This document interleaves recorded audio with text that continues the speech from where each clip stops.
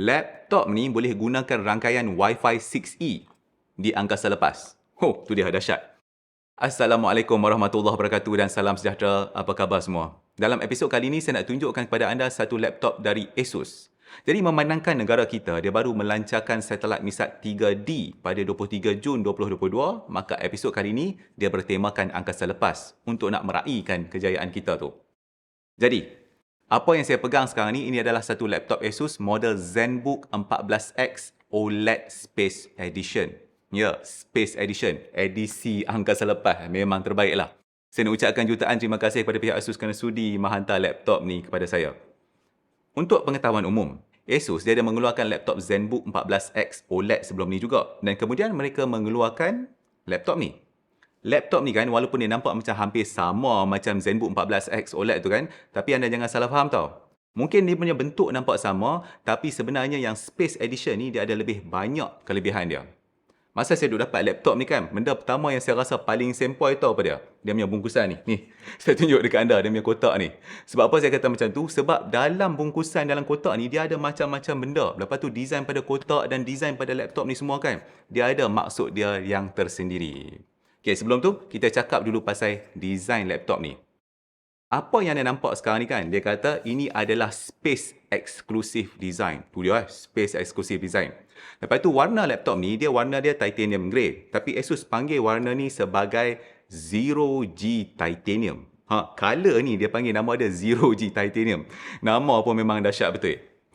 Desain laptop ni dia adalah berdasarkan stesen angkasa lepas yang bernama Mir. Dan ini adalah untuk nak memperingati kejayaan Asus menghantar laptop mereka ke angkasa lepas 25 tahun yang lalu. Jadi sejarahnya adalah pada tahun 1998, Asus dia menghantar dua laptop mereka ke stesen angkasa lepas Mir tu. Dan model yang dihantar tu adalah Asus P6300. Dan berdasarkan maklumat yang diberikan oleh Asus, kedua-dua laptop tu dia kata berfungsi selama 600 hari dekat angkasa lepas tu tanpa sebarang masalah. Memang terbaik betul-betul. Okey, selesai bahagian pertama. Kita pindah tepat dulu untuk pergi kepada bahagian yang seterusnya.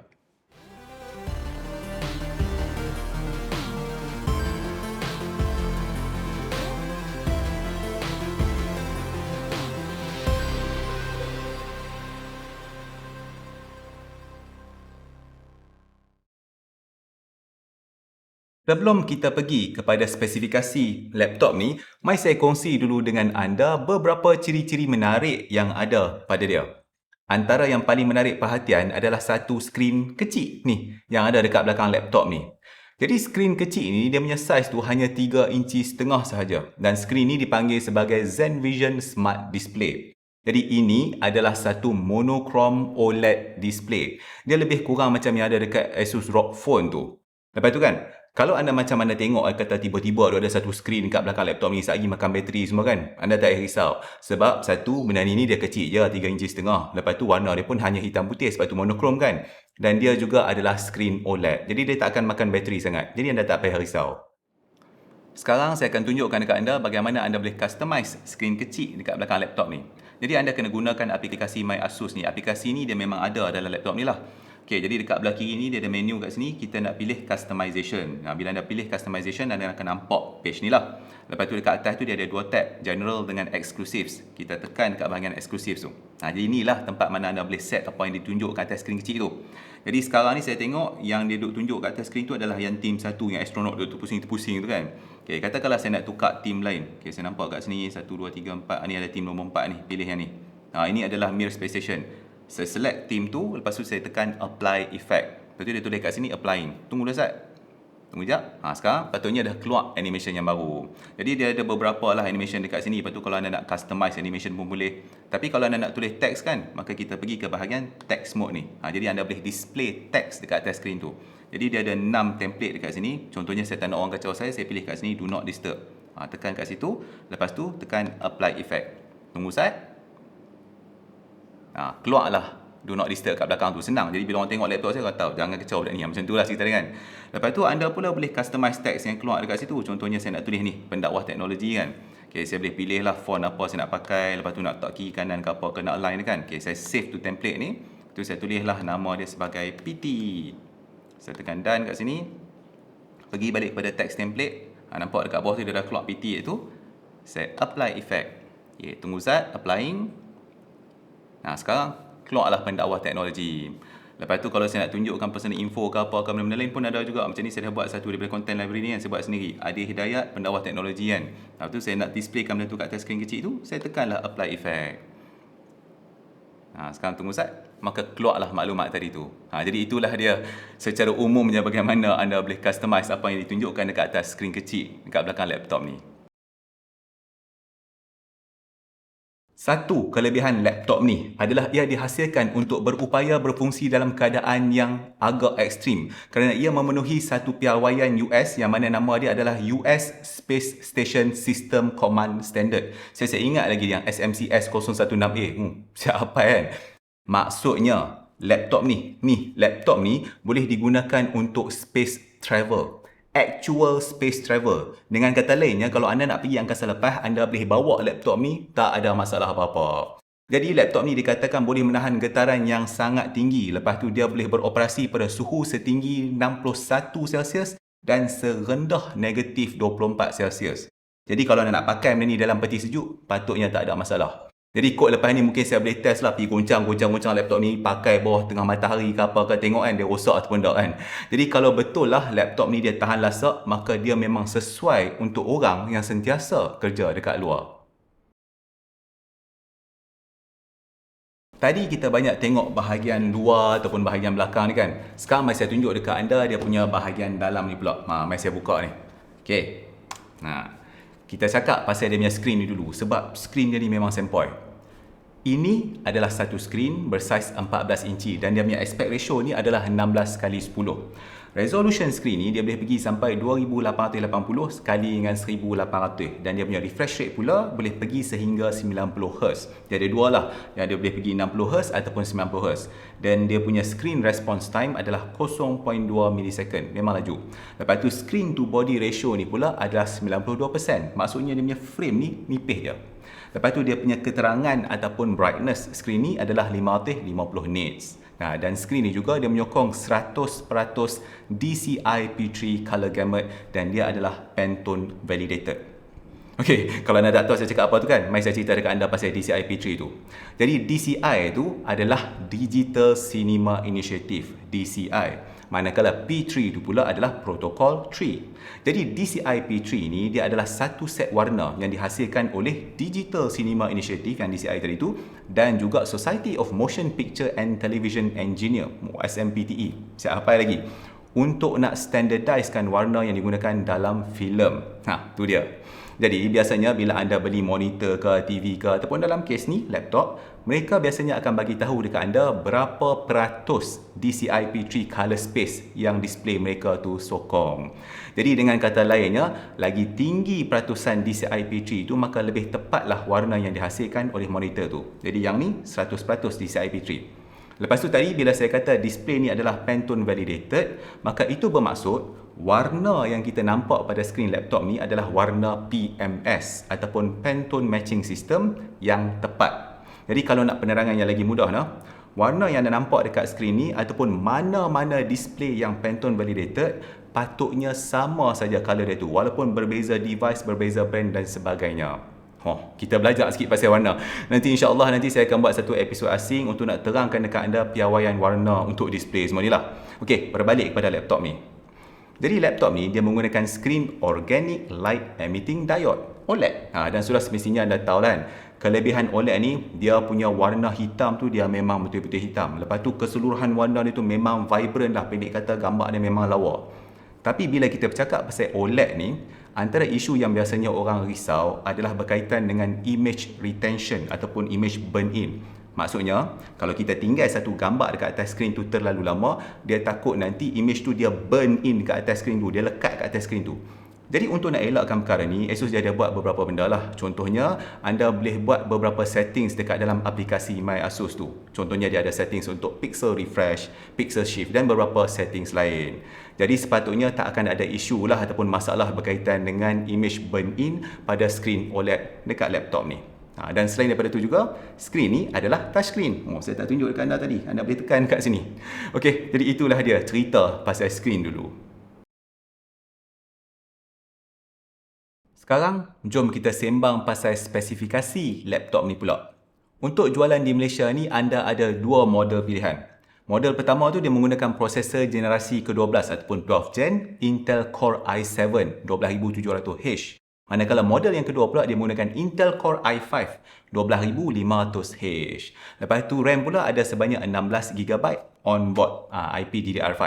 Untuk storage pula anda ada dua pilihan. Satu adalah sebanyak 512GB untuk i5 dan 1TB untuk model i7.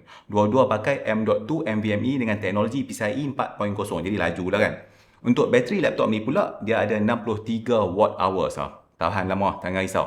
Lepas tu laptop ni juga dia menggunakan teknologi iSchool untuk nak pastikan suhu laptop ni sentiasa optimum lah dia kata. Lepas tu dia kata dalam ni ada 2 kipas tapi saya tak try kepak lagi lah kan.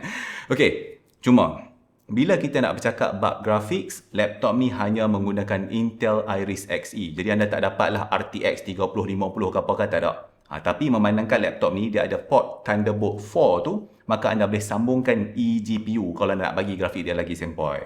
Lepas tu, antara benda lain yang menarik yang ada pada laptop ni adalah dia punya speaker. Sebab speaker dia adalah Harman Kardon. Lepas tu dia menyokong Dolby Atmos. Dia kata ini adalah smart amplifier.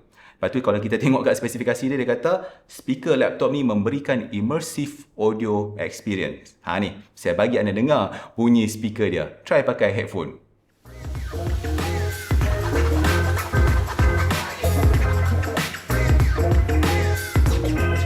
Kalau saya nak review dekat anda pun saya tak tahu nak review apa sebab dia ada terlalu banyak benda daripada orang kata barang-barang elektronik lah, Ultraman lah, topeng lah, apa itik penyek bunyi pelik-pelik lah, stocking yang entah apa-apa.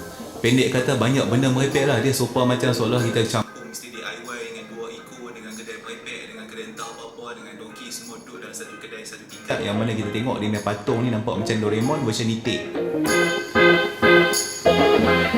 Tempat ni memang macam best dia punya sound. Okey, lepas tu dia punya power button ni adalah satu fingerprint sensor. Jadi anda boleh gunakan benda ni untuk nak unlock Windows anda menggunakan cap jari. Tak payah nak tulis password semua tu. Lepas tu dia punya touchpad ni, dia punya touchpad ni digunakan sebagai numpad juga. Tu sempoi juga kan. Lepas tu dia ada satu kamera dekat sini dan kamera ni dia ada IR sensor yang membolehkan dia untuk nak buat face locking. Sekarang saya tengah duk bercakap dengan anda menggunakan kamera dan juga mikrofon yang ada pada laptop ni. Jadi resolution kamera ni hanyalah 720p. Jadi pada saya dia punya gambar tu biasa sajalah. Ini bukan 4K ke apa kan. Tapi sebenarnya ini adalah membadai lah untuk nak buat online meeting dan sebagainya.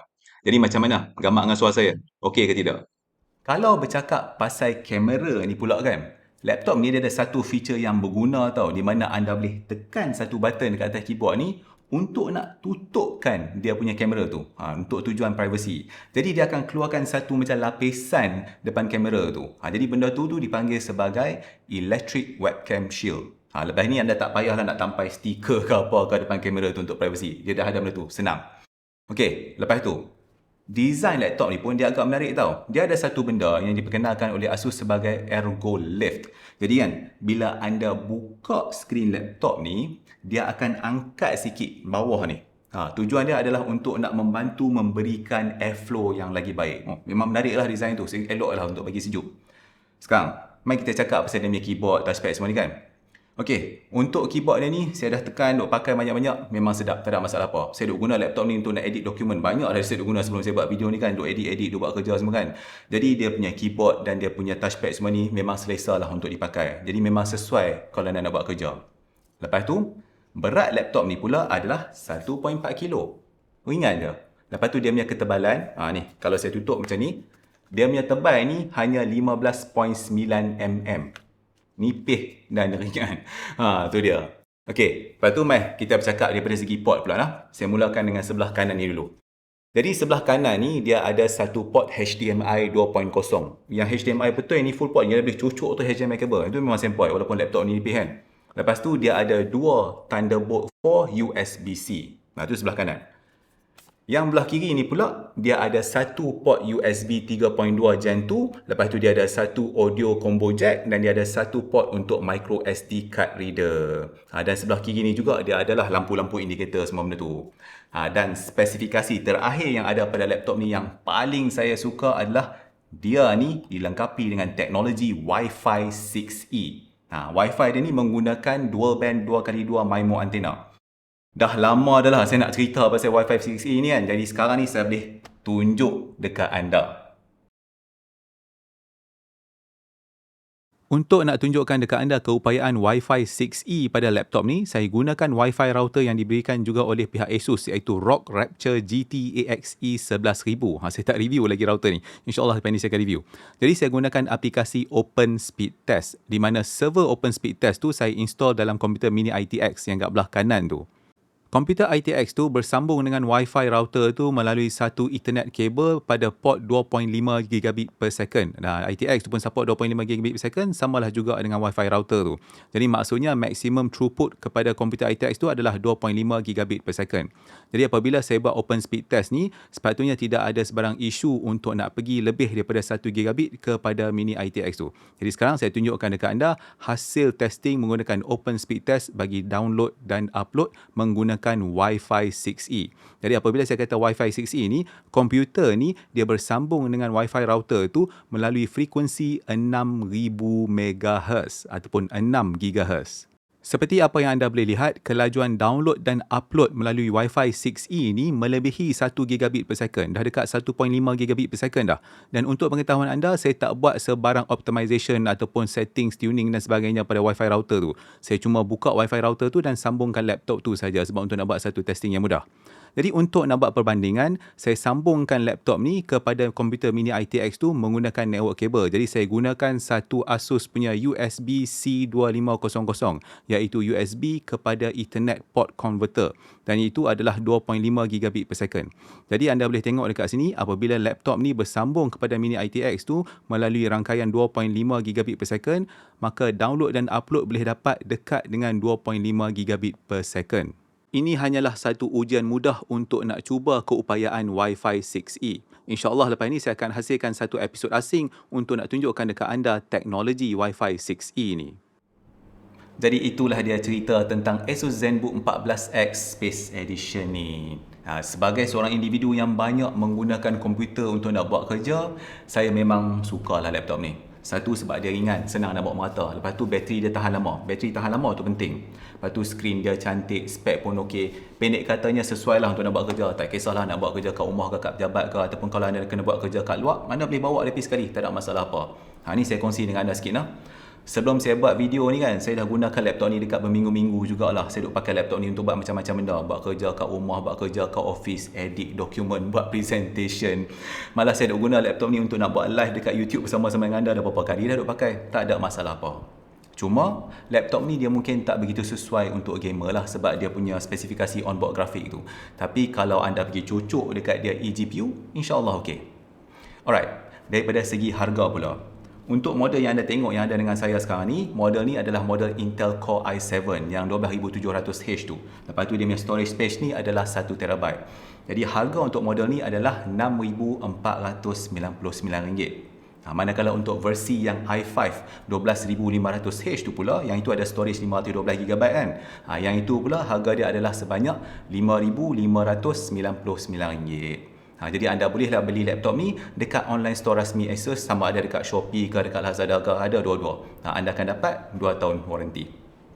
Okey, cukuplah dulu untuk episod kali ni. Lagi sekali saya nak ucapkan terima kasih banyak-banyak kepada pihak Asus kerana sudi memberikan laptop ni kepada saya. Lepas ni Asus tolong bagi banyak-banyak lagi laptop noh. Okey, sambil-sambil itu saya juga nak ucapkan terima kasih kepada anda kerana sudi menonton. Jangan lupa untuk nak like video ni dan juga share video ni kepada siapa-siapa yang anda rasa mungkin berminat dengan laptop ni. Sambil itu, jangan lupa untuk nak subscribe kepada Pendakwah Teknologi kalau anda belum subscribe lagi. InsyaAllah, kita akan jumpa lagi dalam episod yang seterusnya. Assalamualaikum.